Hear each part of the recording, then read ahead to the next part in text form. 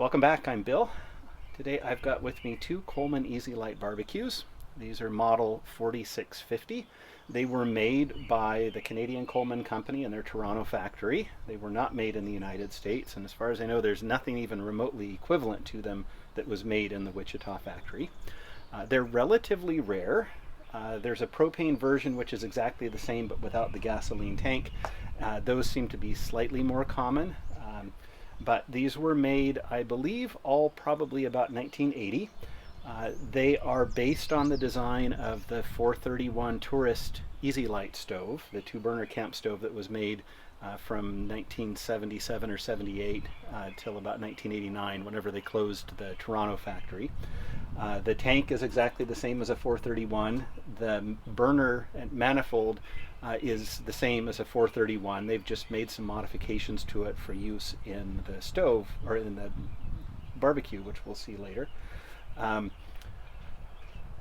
You can see they've got a grate underneath with pumice stone down in the bottom, and then I've got this sitting up here so you can see the pumice. This, I have removed the pumice. So you can see the burner assembly down in there, and we'll get a better look at it as we take these apart.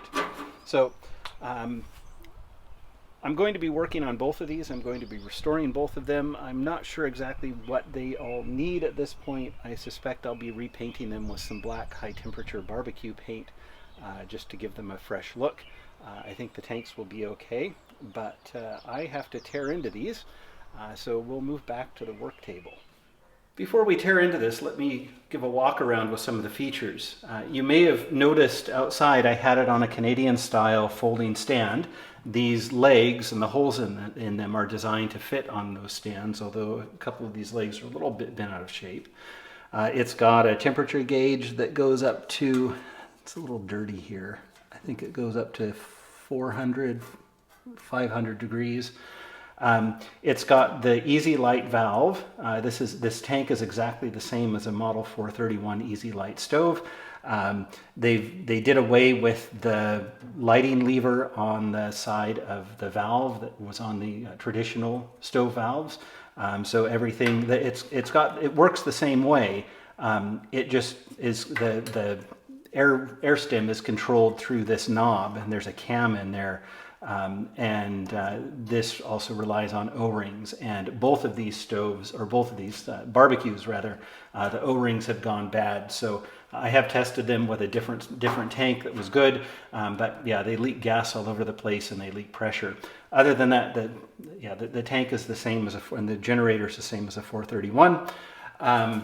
We've got on the end here, there's a little lighting door.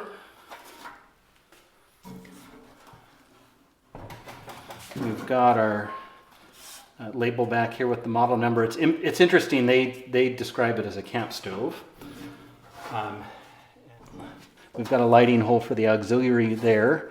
And this is kind of interesting. This knob goes back to the Model 4M. It's got a little red Bakelite control for the auxiliary burner, which I thought that was kind of interesting because that's going back to the 60s. They hadn't done that for a long time. They went to a stamped steel one. The other thing you will notice on the back here, the manifold sticks out the back, and I don't know if you can see, there's a sheet metal plate on either side. We'll see this in more detail when we open it up and take it apart. The manifold is the same as a 431, but they've got an external air intake here for fresh air, I assume probably because the oxygen was being consumed inside. So it projects out the back. The other thing on these is that the tanks were not meant to be removed. In fact, they're kind of a bear to get off once they're installed. I haven't been able to figure out exactly what it is that causes them to catch so they don't just come off. But unlike a camp stove, there's no room to store these inside. So once you put this on, it's just designed to stay there. So let's start taking this guy apart. We'll open it up. There's a little latch here. And these use the same sort of hinges that are used on the large format stoves like the 444 and 446, or the 432 and 433. We'll just loosen that up, and we'll come back to this in a bit. We'll take out our cooking grate. And now I've taken the pumice stone out of this, but the lower grate, notice, has a raised front and back in order to hold the stone in, and then these are handy to pick it up and take it out, but these are the supports or the back support for the upper grate. All right, I've adjusted my lighting here so you can see the burner assembly down in there. It's got those squarish caps, but underneath that, the manifold is exactly the same as a Model 431 camp stove. It's all mounted in here very differently, and we'll see that in a bit. But the tank and the burner assembly is the same as a 431. But let's take this guy apart first. Once we've got the tank out and the grates out, this actually comes apart. Make sure our auxiliary knob is pushed in. The whole burner assembly just comes out like that. Okay, here's the burner assembly, the burner box. I'm not quite sure what you want to call it. The first thing we want to do is take off this knob so that when we have it all loose, it will come through. Again, this is just like the knob on a Model 4M. They kind of went back a ways. Everything else from this era had a stamped steel key.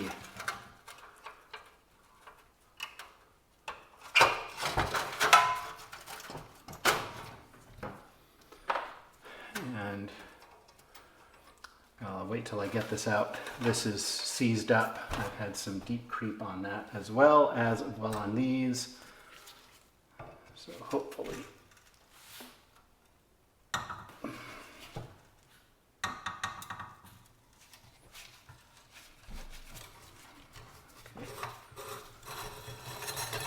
Penetrating oil and time. Okay. So it's got the band of blue rings. These are exactly what you would find on a 431 camp stove. It's got the brass screw, and let's see if we'll have to unscrew it all the way.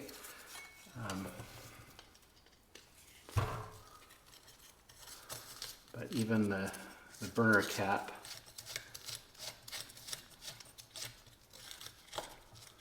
is the same.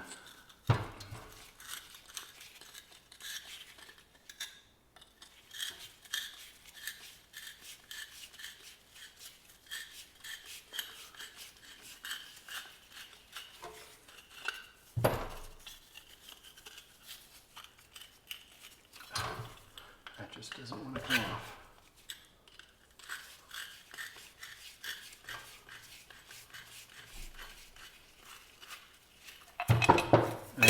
So just like a 431 or a 421 burner cap, we'll remember, and this is how they all are, but for whatever reason they have, and I think this may be a Canadian model thing, but they've got this large flat piece on the bottom there.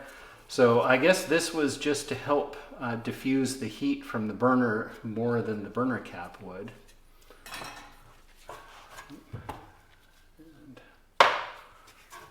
Let's see if this comes apart just as easily.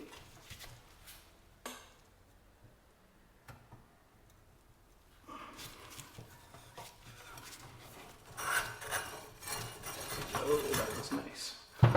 Okay. So, band of blue rings, and we can get this off without using a screwdriver.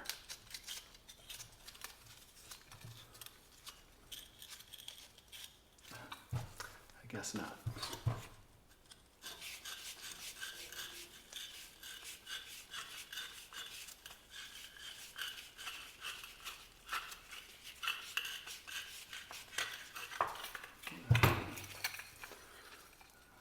So we've got our burner cap. And this is interesting.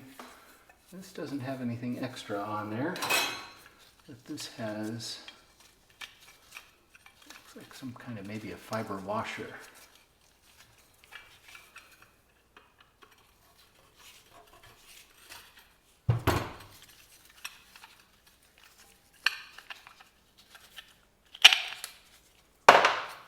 the same. Yeah, this, I think it's some kind of fiber. I'm not sure why that's in there, but we will put it in place. All right. This is it's an interesting, it's kind of bizarre how they hold it in. It's certainly not as secure as the two screws that usually go on the bottom. But this sheet metal bracket here holds everything in. So this guy is kind of a bear to get at with fingers, and it's probably stuck still, but we'll see. Oh, no, it turned. Again, deep creep in time. This threads into this on the bottom. As we take that out, it's a kind of a wing-headed bolt. So this goes in underneath this burner and then lays flat. It screws into this hole here, and this just holds the manifold or the burner assembly in place. I'm not really sure why it needs to have this slot that looks like that would allow it to slide, and you wouldn't want it to. Once that's free, the manifold comes out through there, and we've got our burner free. So this is just our burner box here. That's wonderful. I was expecting to have to put a wrench on that. This was seized up. Again, time and penetrating oil.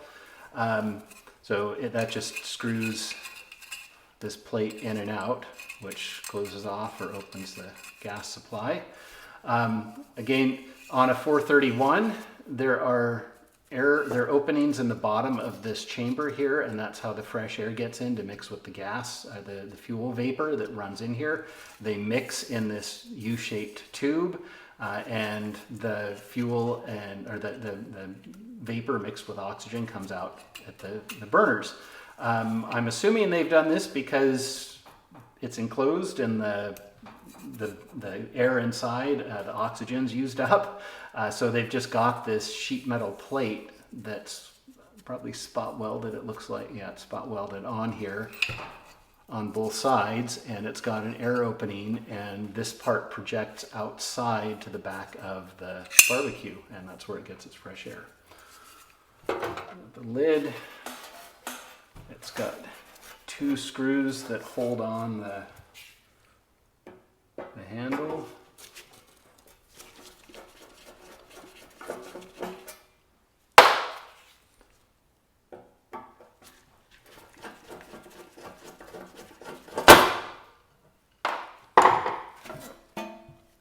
That's that.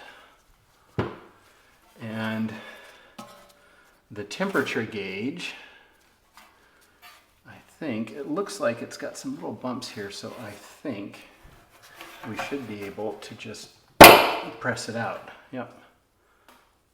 Oh yeah, it goes up to 600 degrees. And I'd like to clean this out inside. So that's the end of the lid. I'd like to clean this out inside. Let's see if we can do that. All right, let's see if I can use a old utility blade. Definitely fits in there. That does seem to be spreading it a little bit.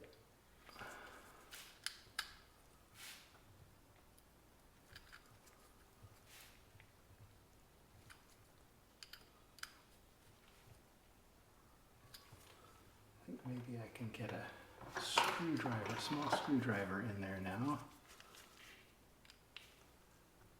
Yep.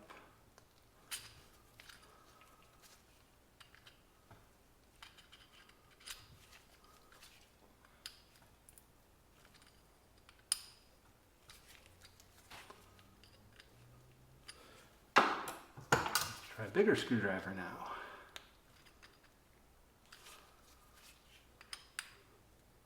Oh, this isn't a good sign.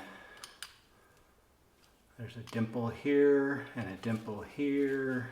I think we can get this out of the housing.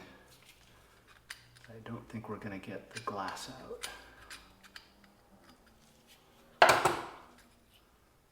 Yeah, well, we can clean that up at any rate.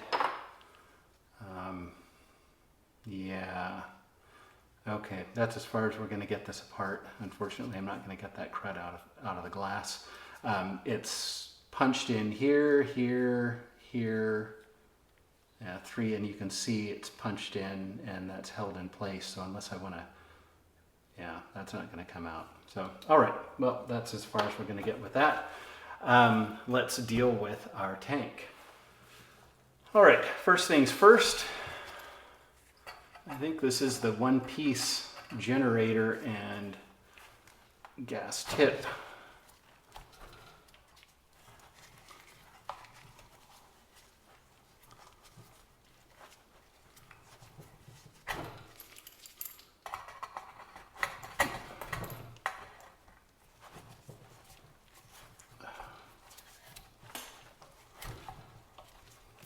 So this tip is welded or soldered onto the generator body. So we're not going to get the actual generator tube. We're not going to get this off. That's as far as that's going to come apart. And boy, this is really rusty. Doesn't look like it's seen a whole lot of use based on the spring and the cleaning rod.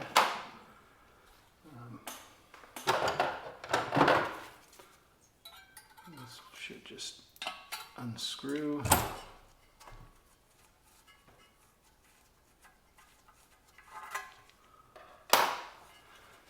And we'll take our knob off. Put it all the way.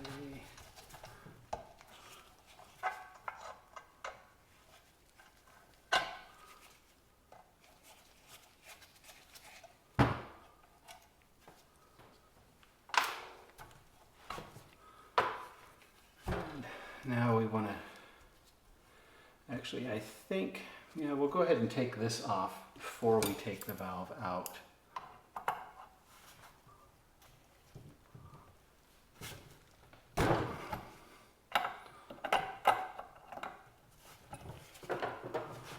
And this valve will be the same as in my servicing Easi-lite stove valve video.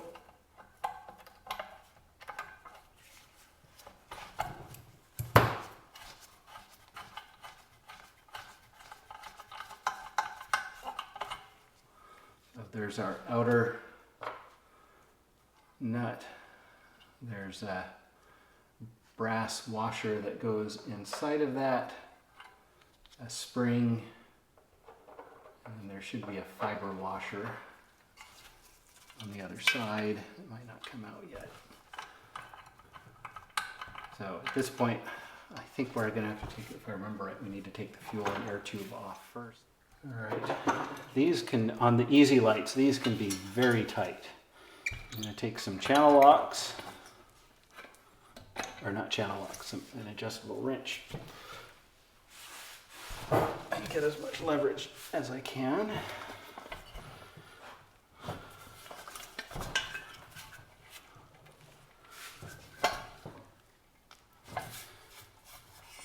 Plan is not to repaint this stove, or I mean this tank.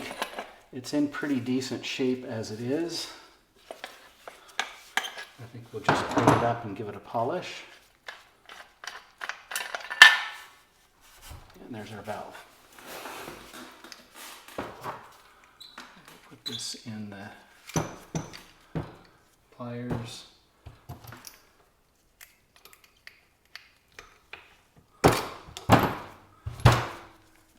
Free our fuel and air tube.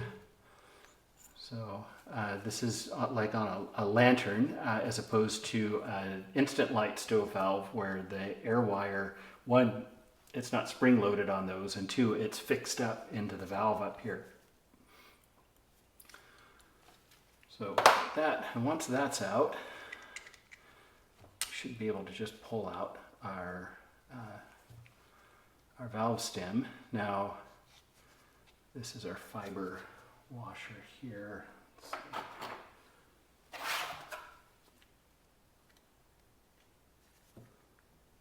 Got a fiber washer here. I'm going to go ahead and put that with the spring. Interesting. I'm guessing there should be an O-ring here as well. Oh, yes, our O-ring, which is hard as a rock, is down in here. So this guy goes on the valve stem, and you can see it. Well, you probably can't see it. It's no longer round, and it's hard. It is still, well, it's somewhat flexible, but it's not sealing anymore. But this is what seals around the valve stem so fuel doesn't leak out or behind the knob. There it goes. That's an 008 O-ring. And then this guy here is what butts up to the back inside of that valve.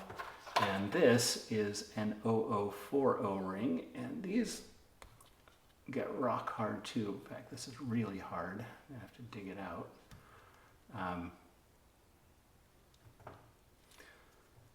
When this happens, the stove, as soon as you start pumping it up, you'll have fuel leaking out from this even when the valve is closed. I've never seen one this bad. All right. I'll burn that out with a propane torch. And that's our valve body. It's all done. There's a little brass fitting in there, but I don't believe that comes out, and I don't think there's any reason to. Fuel cap.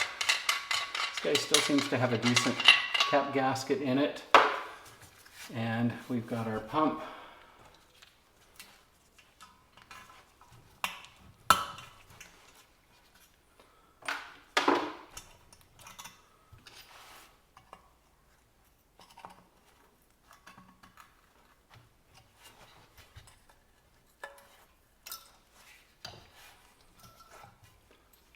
And the pump cup's good. It's very dry, but yeah, it's all right. I want to take this apart. This is one of the ones, this is a late one, so it's got a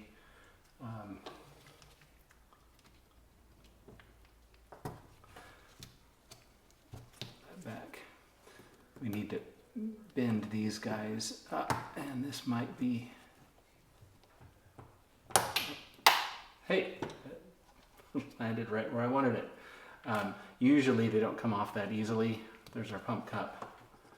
Okay, we've got the pump leather off. This guy on this does not unscrew, it's just pressed on. If I could get it off, but it probably would just fall off after that. But at least I can put this whole thing in citric acid this way, and I can clean that up and polish it, de-rust it, and all of that. Remove our air stem, and the last thing I want to do is remove the check valve so we can make sure it's working properly. All right, this is a check valve tool. It's got a couple of little ears that go into the slot on the check valve. This guy threads into the check valve where this would screw in. So we put this down there, thread this in as far as it'll go. And when you hear that snap, that means it's locked into the slot. And that nut will keep it from slipping out.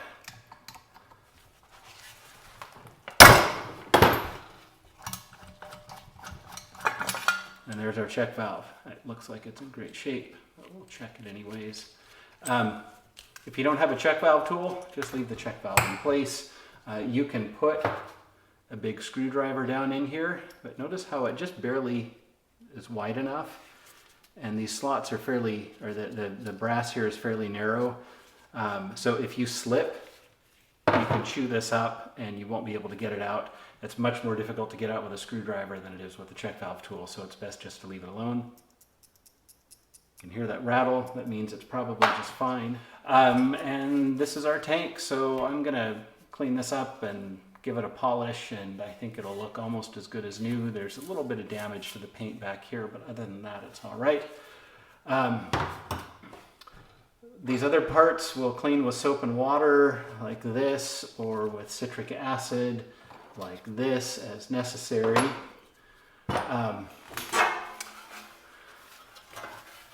I'm going to clean the inside of this with degreaser and a scrub brush, and we'll see what it looks like. The thing is, this looks pretty good. It's got some scratches in the paint, but there's a big piece on the front of the bottom where the paint has come off and it's rusty. The other one has some rust spots on it too. So I think what I want to do is clean this stuff, clean these casing pieces as best I can, degrease them, and then give them a coat, freshen them up with a coat of black high temp barbecue paint, and that'll be ready to go. The grates, these burner components, the burner box, all this, this has, I don't know what this coating is. It's almost like a paint, but there's no paint that actually matches it very well. But these parts I will put into my electrolysis tank to de-rust them and to remove all the crud. And I'll show you that shortly here. And I think I will hit them with some high temperature silver barbecue paint when I'm done, just to help preserve them because there's so much rust in here. So that's our disassembly, and we'll move on. I know it's kind of murky and you can't see very well, but this is the electrolysis tank, and those are both of the manifolds and the retaining brackets suspended there in that solution. I will let this bubble away overnight, and in the morning all of the rust and crud should be gone. Let's check on these manifolds that are in the E-tank. You can see all that scum on the top. And those brackets, they might need some scraping. The manifolds themselves are looking pretty good. I think with a wire brush they'll come out pretty nicely. So I think I'll have to break out the larger E-tank to do the grates and the fireboxes. So we'll continue with that. Okay, here's the big E-tank. I've got the grates and the legs in there. I'll put the fireboxes in when these are done. I'll probably need to go most of the day. But you can see it's starting to bubble away there. It hasn't scummed over, so you can actually see what's going on. Right, let's see what we can do with these. Loosened up.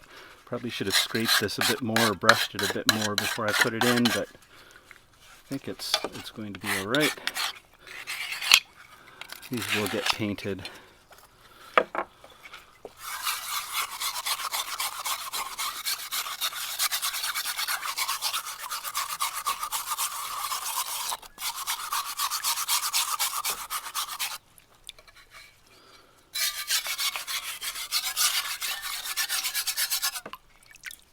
Gives you an idea. It's actually, it's pretty smooth.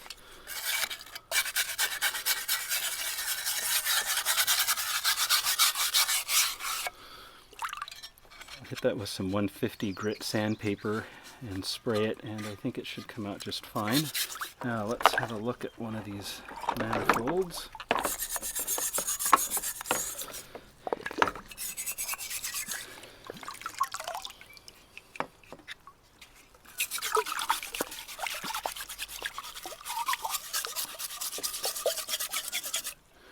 The electrolysis took off most of the,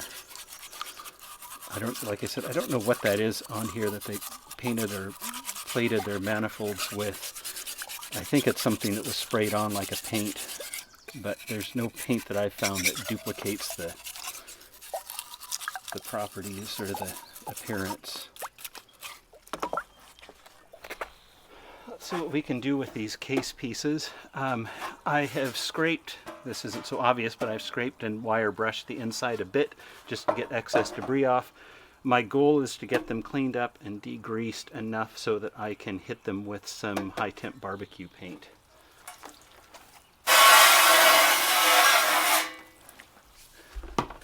Use some degreaser. And I'm using some steel wool.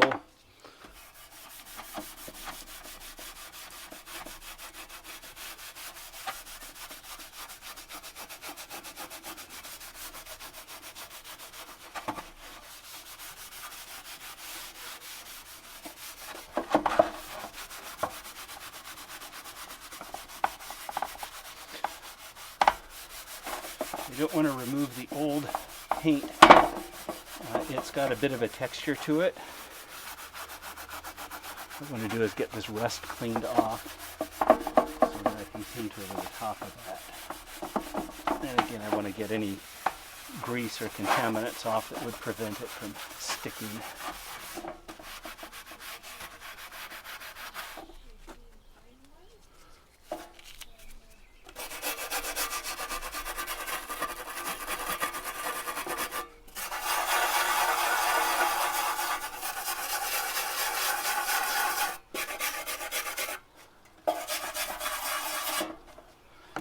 See how that looks.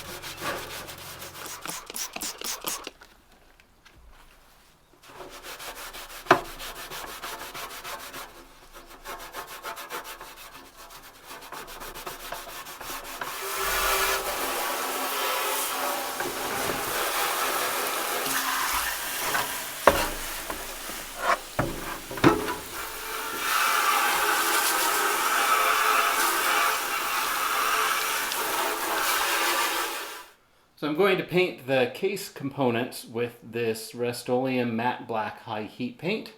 It should take one coat, and then it needs to be cured with some heat.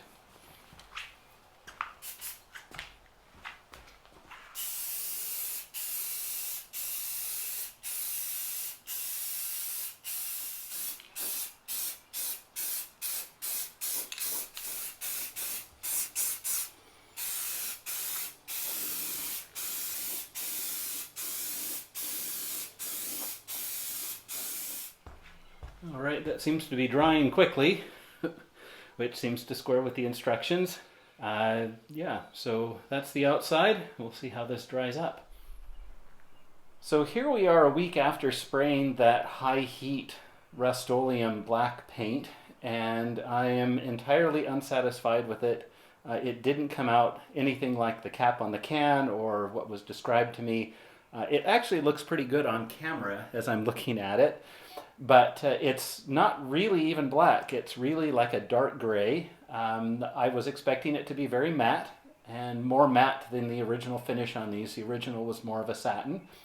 So I have gone hunting high and low for an alternative, something in either a satin or a semi-gloss that will also handle the heat. And there is nothing conventionally sold in Canada.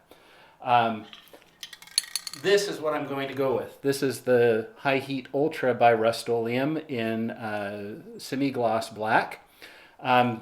Rust-Oleum sells the High Heat Ultra in Canada.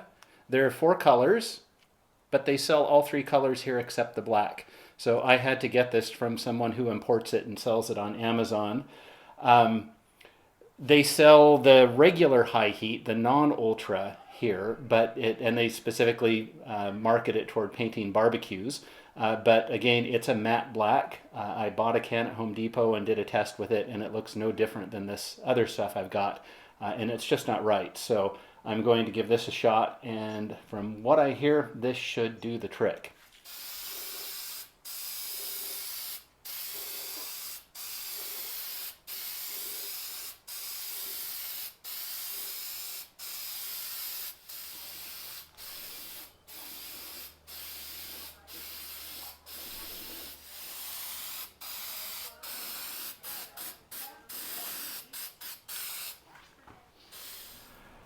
Going to paint the fireboxes, the related components, the manifolds with this Rust-Oleum High Heat Ultra silver paint. These components weren't originally painted. They did have some kind of like a plating or coating on them, but they're very, very rust prone.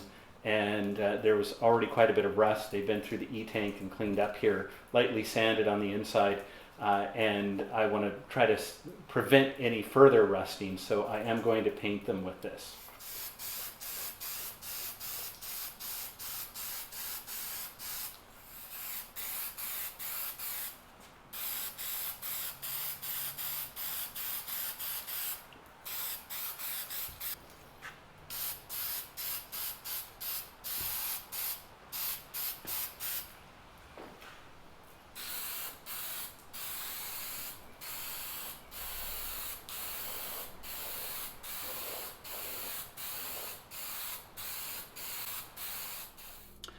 Let's get these tanks cleaned up. I'm just going to use water and some simple green degreaser with this, and I think that'll do it.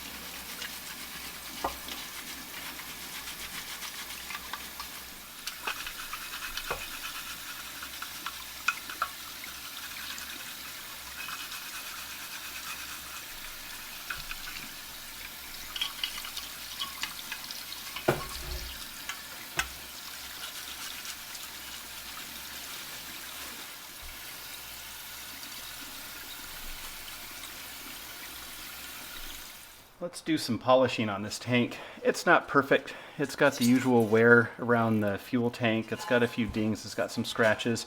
I actually ended up stripping and repainting the other one because it was far worse than I actually thought it was, but I'd kind of like to keep this original. So the best thing I found is this Mother's Polish. It's for metal, but it works great on paint, and it's much finer than like automotive polish, and takes off less paint. So that's what I like to use. Let's start where these scratches are and just see what we can accomplish here. This is also very good for cleaning.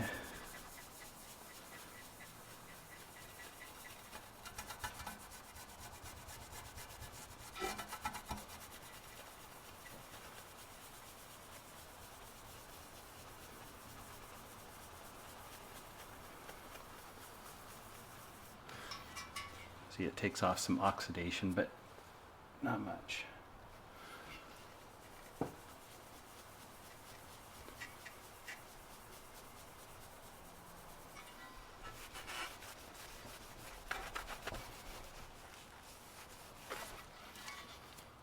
It's still there, but it's quite a bit better. Might try a little bit more. That may be a place to take some like 1500 grit sandpaper to it and polish that out with some sandpaper first. And this stuff can very easily polish.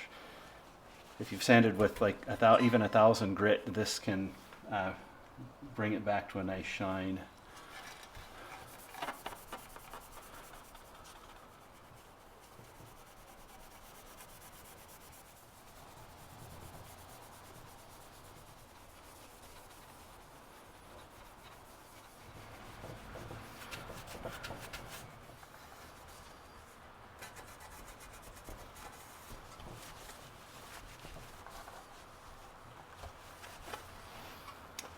All right, there we go. I think that looks pretty good. The other one does look better. It's been repainted, but I think considering it's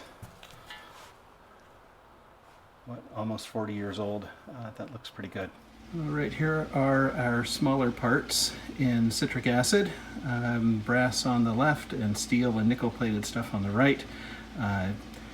The one on the right's quite a bit murkier than usual, and that's just because a lot of those burner components were coated with penetrating oil, and they're fouling the water, that won't affect how well it works. So I'm leaving these in the brass for about 30 minutes. The steel is going to stay in a bit longer because it is so rusty, and I've upped my usual concentration of citric acid. Usually I do a teaspoon per liter of water, and with this steel I've done about twice that. So we will pull these out in a while and rub them down with steel wool to get any remaining crud off. Our small pieces are coming out of the citric acid bath. I'm just going to clean these up with water and some 4/0 steel wool.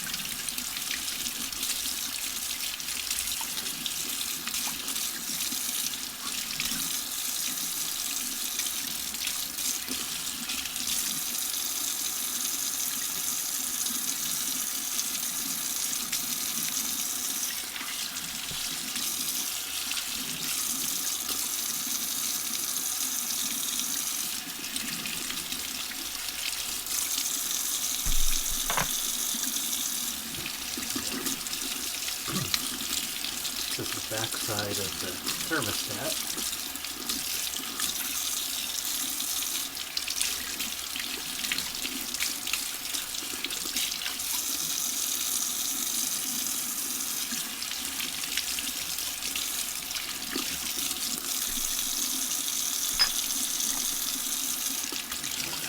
Here's our rouse stem.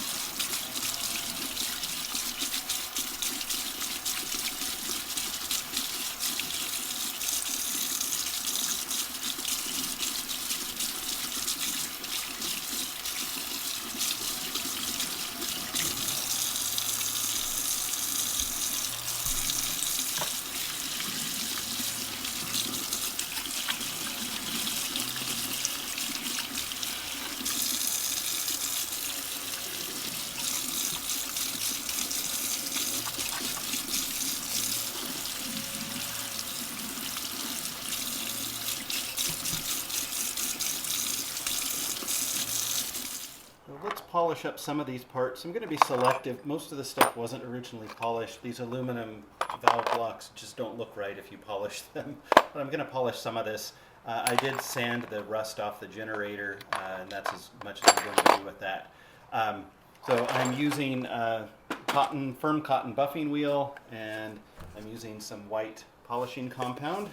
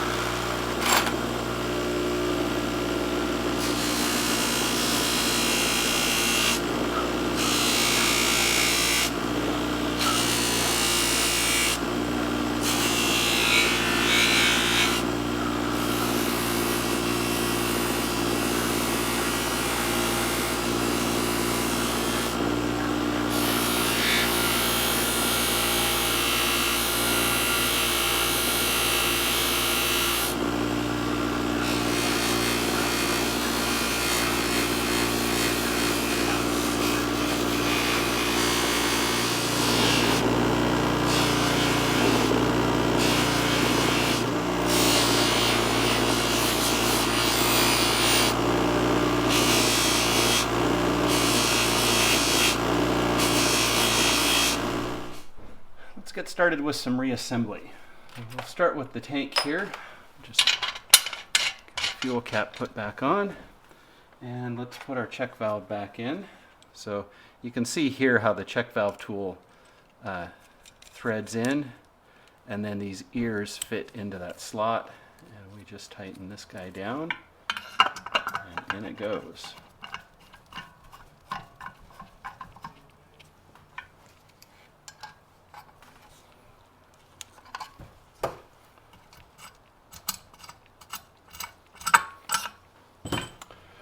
Now we need to put the valve together.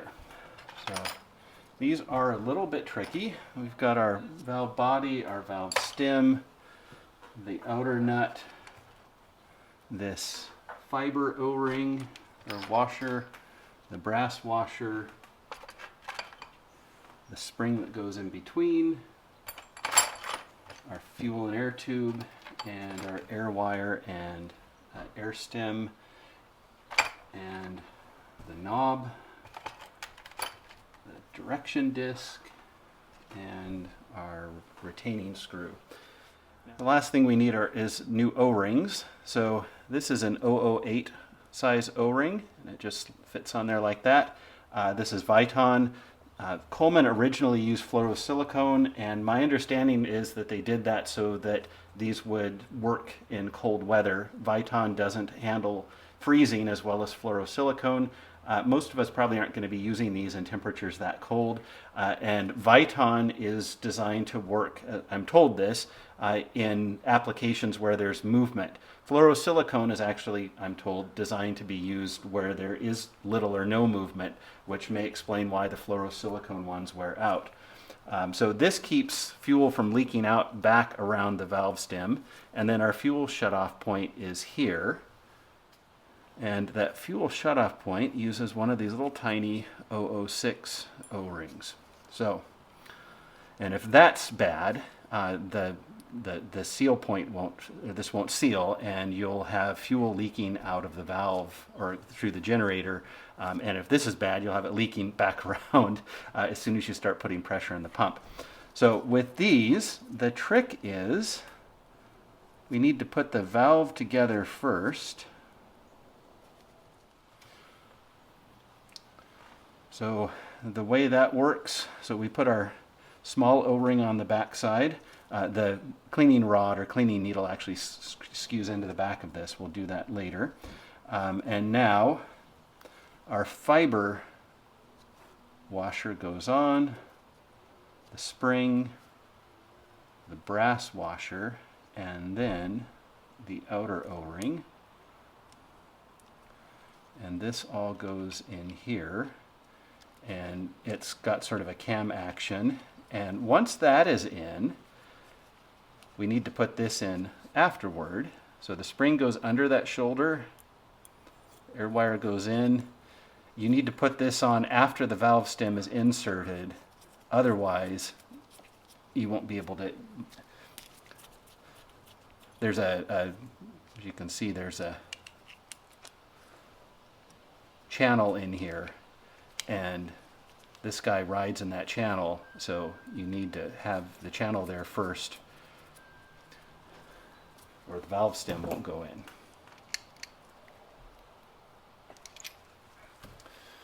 And then this is all held together with this outer, actually, just remembering, before I screw that in, we need to put some thread locker on here, a thread sealant. I actually don't know how critical this is, but they always have a bit on here.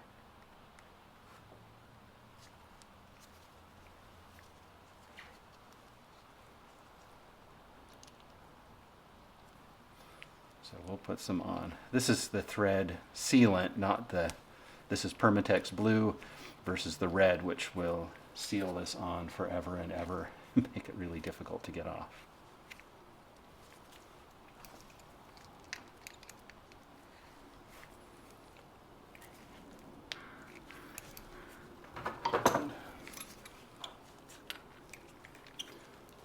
In here so we can get a good grip on it.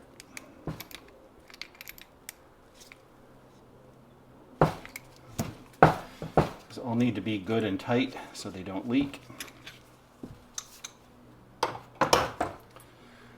And now we can put the valve in. So this also needs thread sealant.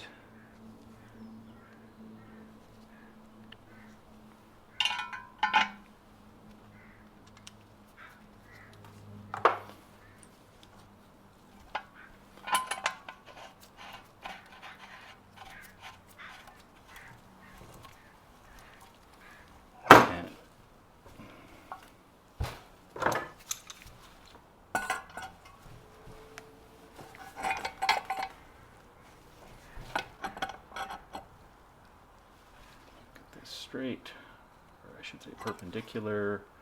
That looks about right. We'll confirm once we've got the generator on.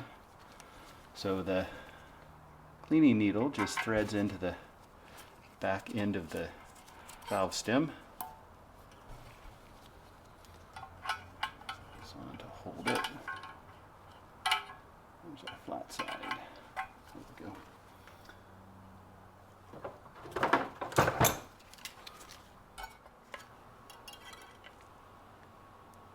Okay.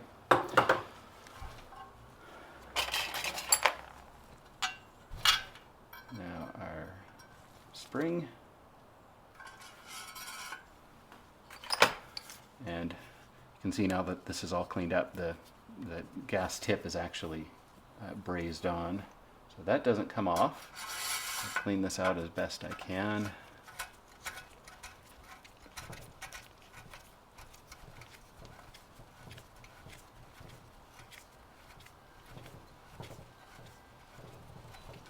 Losing a thumb.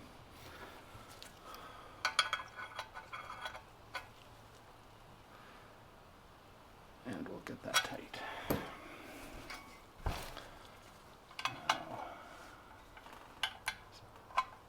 Now,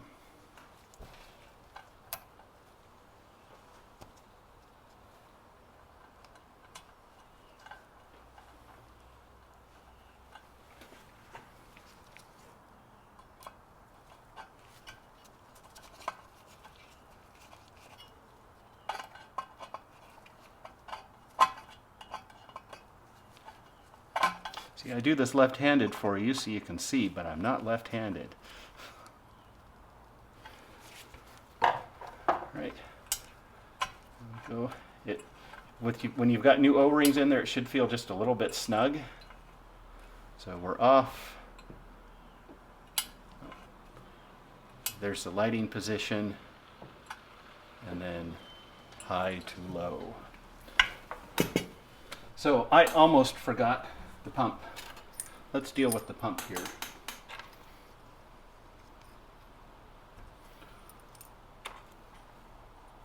So these, as long as they're not completely bent out of shape, they should just snap right back on. We've got our air stem, and then the clip. We'll use some 3-in-1 oil. Any oil that's not vegetable based will work for this.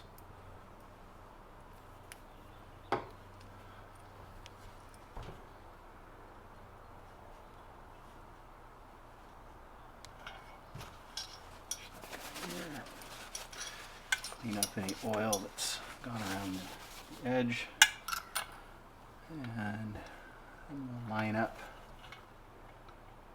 We'll go this way so the oil hole is up. We get oil all over the place. And I think we're lined up. Just hook that spring clip in one side.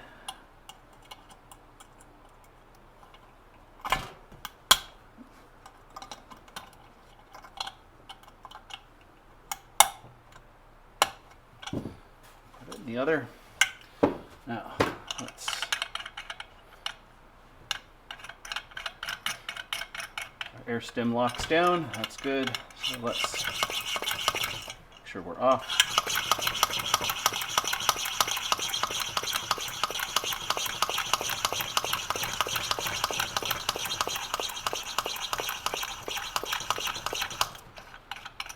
Got lots of extra pressure in there, and I don't hear any leaks. When I turn that on, the air comes out, so we're good. All right, moving on, let's get, I keep calling it the firebox. I don't know if that's what it's actually called, but let's get all of this put back together. So I guess we'll start with the burners, the manifold and burners. So I did paint this, just, I don't like the look of the silver high temperature paint, but this seems to be even more prone to rust than the barbecues are, or the stoves are. So I decided I really probably should do something to prevent that. So we've got our burner rings here. So you've got flat and corrugated alternating, and this large flat one on the bottom. And same thing minus the large flat one over here. Now, I'm not sure which of these came off of, because there are two of these, but one of them had these really rough washers in between here, and they actually came off. They seem to be rust welded onto the burner caps. So there is a little washer that acts as a spacer between these two.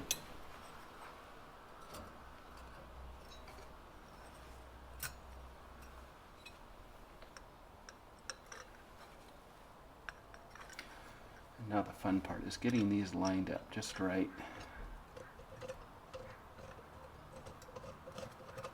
Actually might be easier since they have to thread through. I've never actually seen these screws have to thread through the caps.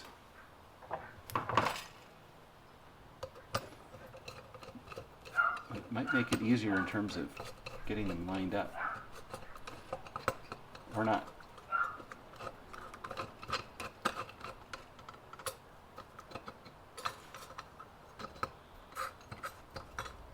Actually,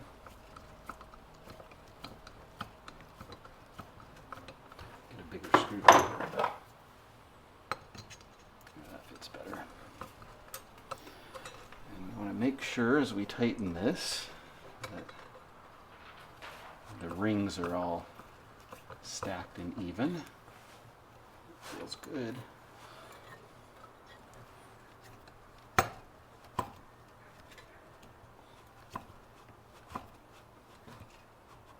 Okay. Now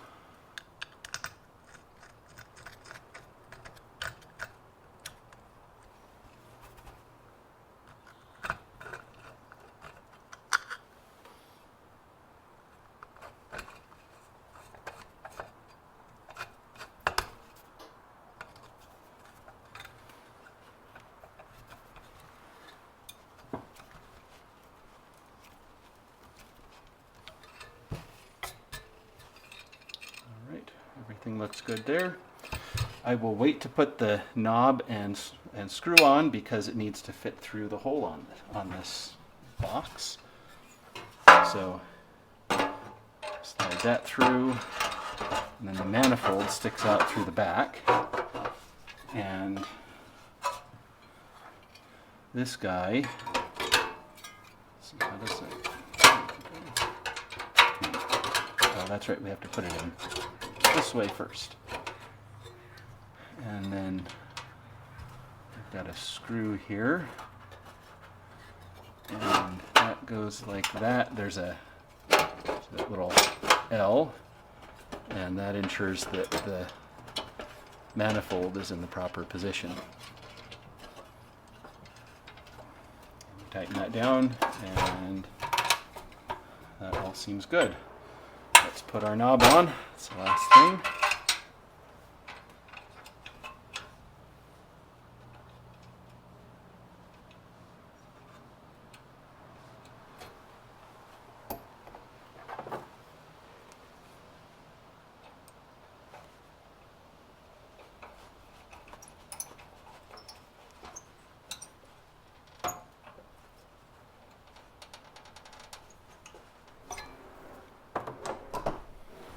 Alright, there we go. And the stove tank, this goes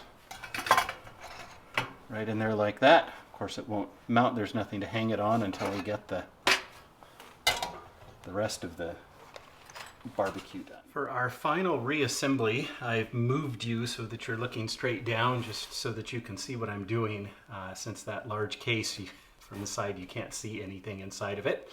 But before we get to that, let's put this guy back together. Not a whole lot to do. We just need to put our thermometer or temperature gauge, whatever you want to call it, back together, and the two halves just press together like this. And then we'll get this lined up right. That looks good, and it just snaps in. Easier than I thought. And then we've got our handle. And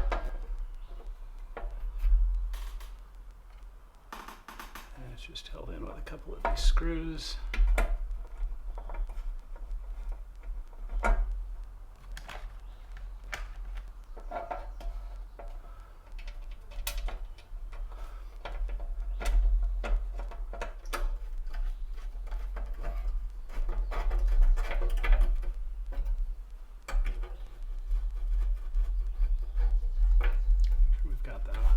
Yep, yes we do.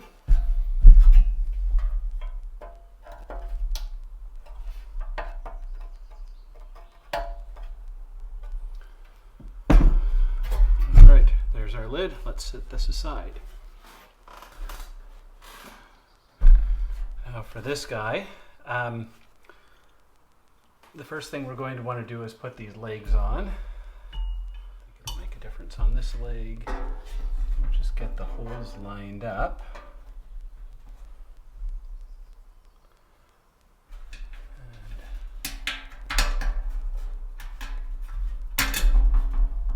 the screws in.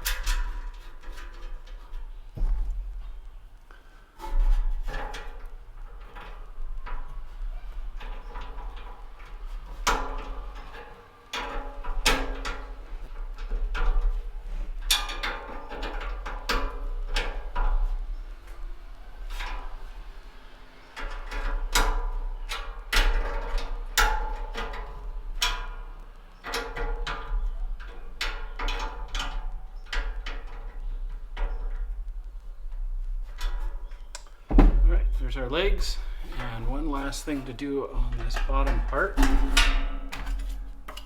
is to put this plaque back on.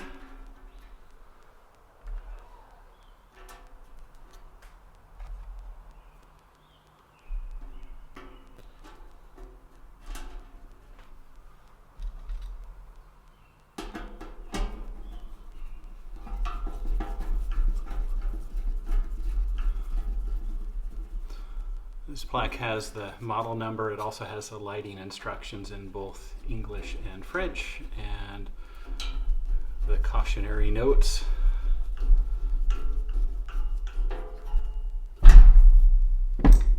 All right.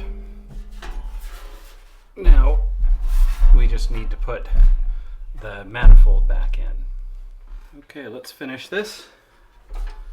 So we've got this guy just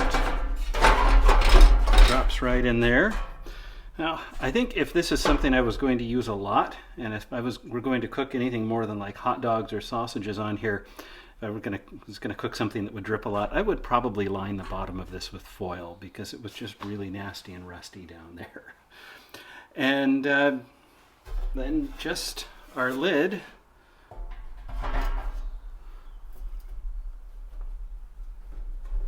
This holes lined up, and then our tank.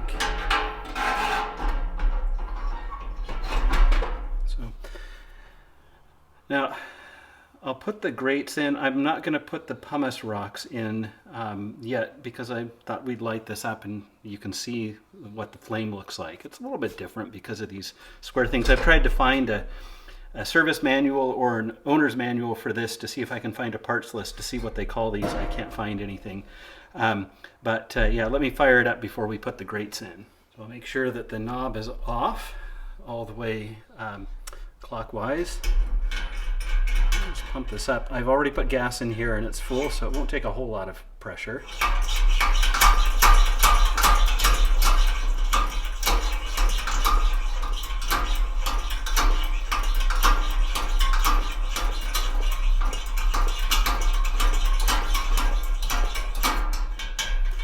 That should be sufficient. So we've got little lighting holes here. Go ahead and open those up. The first position it will click into is the light position, and then after that the high and then the low. So apply some flame here.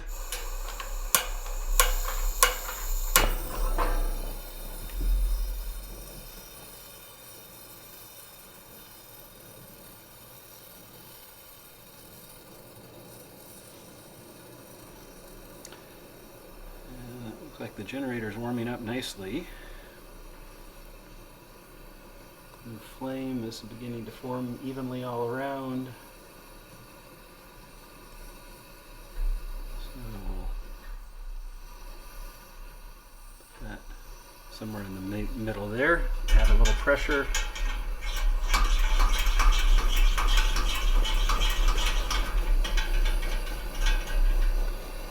And pull out the knob for the auxiliary.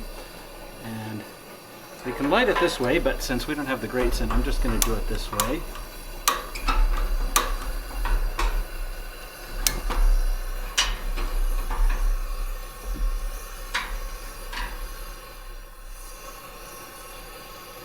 And there we go.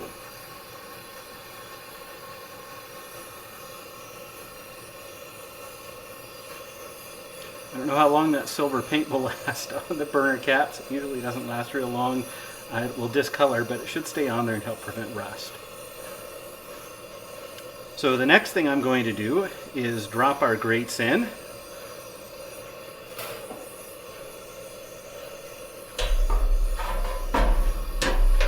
Before it gets too hot.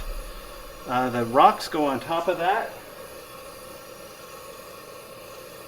And then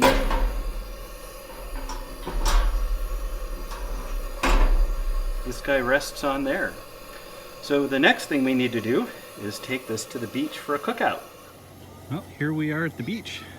The hot dogs are on the grill. It's working great. And we've got a nice view of the Strait of Georgia in the background. So I think it's almost time for dinner. So thanks for watching. I'll see you next time.